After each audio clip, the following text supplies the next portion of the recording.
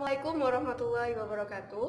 Kami dari kelompok 2, akuntansi B1 semester 2, akan mempresentasikan mengenai demokrasi Indonesia. Hakikat demokrasi. Demokrasi secara etimologis berasal dari bahasa Yunani, demokratia, yang dibagi dalam dua kata, yaitu demos, yang berarti rakyat, dan kratos atau kratein, yang berarti pemerintahan. Dengan demikian, apa itu demokrasi? Demokrasi ialah kekuatan rakyat atau suatu bentuk pemerintahan dengan rakyat sebagai pemegang kedaulatannya. Demokrasi dan implementasi. Demokrasi sebagai sistem politik.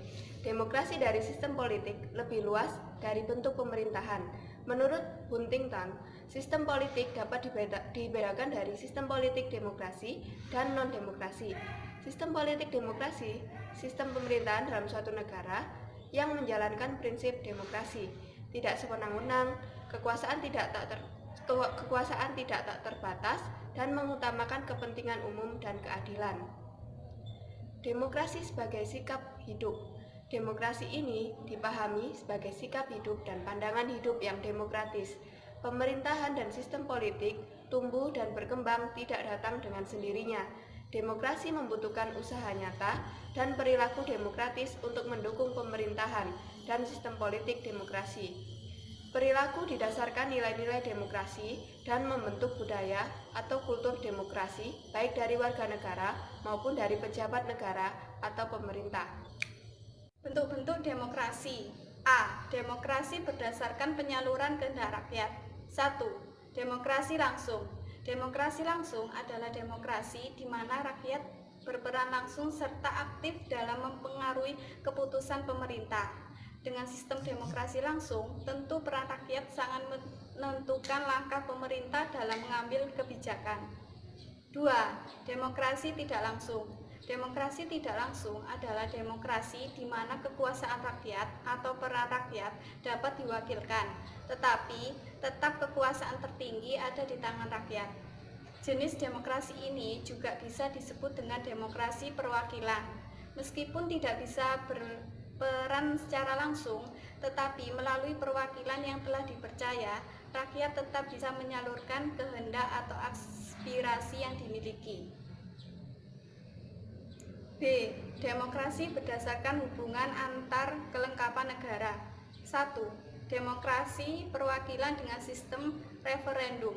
Sistem referendum memungkinkan rakyat untuk dapat menyalurkan kehendaknya secara langsung dalam memilih perwakilan. Dengan melakukan pemungutan suara rakyat, sistem referendum memberikan kebebasan terhadap rakyat secara menyeluruh dalam memilih wakil rakyat pilihannya. Diharapkan wakil rakyat yang dipilih tentunya yang terbaik karena dipilih secara menyeluruh. 2. Demokrasi perwakilan dengan sistem perkuasaan. Demokrasi perwakilan juga bisa dilakukan dengan sistem parlementer. Bentuk-bentuk demokrasi perwakilan dapat ditemukan di beberapa negara yang menganut sistem parlementer tersebut. Adapun sistem parlementer dapat dilakukan karena badan eksekutif memiliki hubungan yang erat dengan badan legislatif dalam menjalankan roda pemerintahan di negara demokrasi tersebut. Demokrasi perwakilan dengan sistem pemisahan kekuasaan. Demokrasi perwakilan dengan sistem pemisahan kekuasaan memiliki cara kerja yang cukup berbeda dengan sistem parlementer. Badan eksekutif yang memiliki peran penting tidak harus berada di kedudukan yang sama dengan badan legislatif. Sistem demokrasi terpisah membuat kedua badan pemerintah tersebut bisa bekerja tidak harus secara langsung. 4. Demokrasi perwakilan dengan sistem referendum dan inisiatif liberal. Bentuk demokrasi perwakilan yang terakhir adalah dengan sistem referendum dan inisiatif rakyat. Secara singkat, sistem ini adalah gabungan dari demokrasi perwakilan dengan demokrasi langsung. Mungkin sistem ini adalah sistem yang paling cocok untuk mengawal kinerja pemerintah karena rakyat tetap memiliki kekuasaan melalui referendum. Macam-macam demokrasi berdasarkan prinsip ideologi. 1. Demokrasi liberal. Demokrasi liberal adalah demokrasi yang mengedepankan ideologi atas kebebasan individu setiap warga negaranya.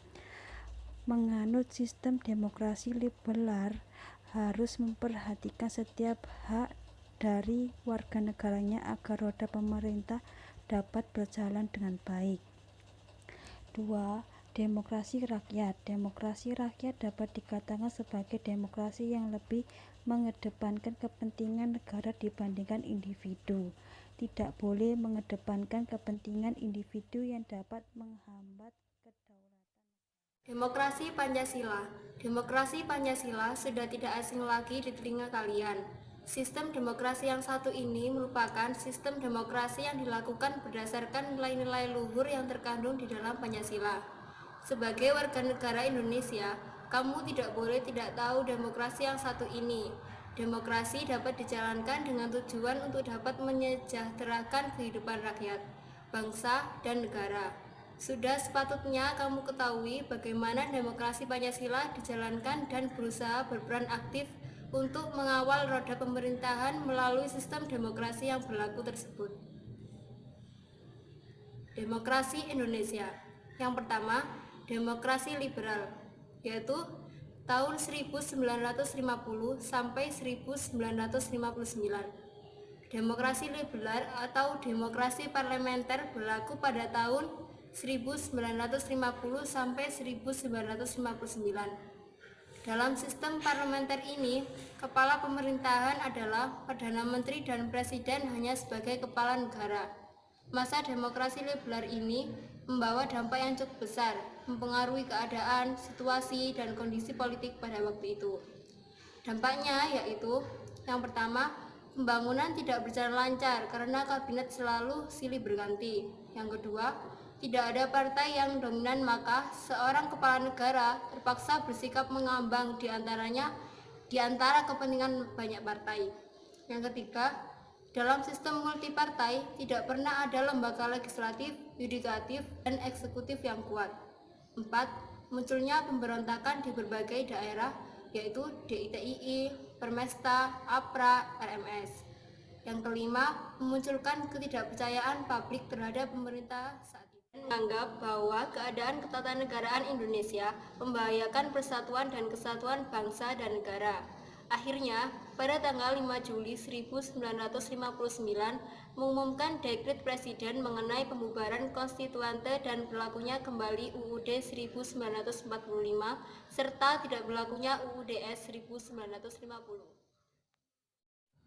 Demokrasi terpimpin 1959 sampai dengan 1966. Demokrasi terpimpin atau demokrasi terkelola, yaitu seluruh keputusan serta pemikiran berpusat pada pemimpin negara saja. Pada saat itu, konstitusi yang berlaku adalah UUD 1945 dan Presiden Soekarno berkedudukan sebagai kepala negara, sekaligus kepala pemerintahan yang berlandaskan pada sistem presidensil. Para menteri berada di bawah wewenang presiden dan bertanggung jawab pada presiden. Demokrasi Pancasila 1966 sampai sekarang. Demokrasi Pancasila adalah demokrasi yang merupakan perwujudan kerakyatan yang dipimpin oleh hikmat kebijaksanaan dalam permusyawaratan perwakilan yang mengandung semangat ketuhanan yang Maha Esa, kemanusiaan yang adil dan beradab, persatuan Indonesia dan keadilan sosial bagi seluruh rakyat Indonesia. Prinsip-prinsip demokrasi Pancasila yaitu 1. Persamaan hak dan kewajiban bagi seluruh rakyat Indonesia. 2. Keseimbangan antara hak dan kewajiban. 3. Pelaksanaan kebebasan yang bertanggung jawab secara moral kepada Tuhan yang Maha Esa, diri sendiri, dan orang lain. 4. Mewujudkan rasa keadilan sosial. 5. Pengambilan keputusan dengan musyawarah mufakat. 6. Mengutamakan persatuan nasional dan kekeluargaan. 7. Menjunjung tinggi tujuan dan cita-cita nasional. Sekian dari kelompok kami. Wassalamualaikum warahmatullahi wabarakatuh.